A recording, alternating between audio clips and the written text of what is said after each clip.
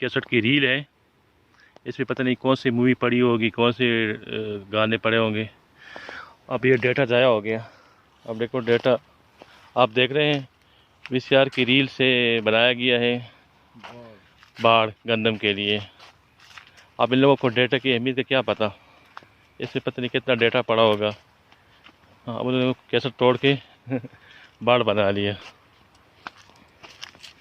ये देखिए,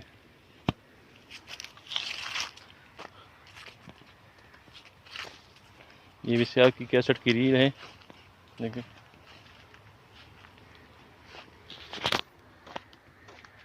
अब क्या करें यार, लोगों को ये तो ज़ाया नहीं करना चाहिए था।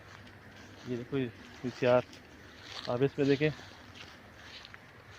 अगर आपको पता हो वीसीआर में एक बड़ा कैसेट डलता था, कैसेट के अंदर ये रील हुआ करता था, इसके अंदर गाने होते थे, फिल्में होती थी, तो समझो ये भी डेटा की एक किस्म थी। और भी कोई डेटा हो, और भी कोई डेटा हो सकता था। ये कोई साया ज़ाया हो, सारा ज़ाया हो गया। इसको ज़ाया नहीं होना चाहिए था। चैनल को लाइक करें, सब्सक्राइब करें, शेयर करें अपने दोस्तों के साथ। नेक्स्ट वीडियो में फिर मुलाकात होगी इंशाअल्लाह।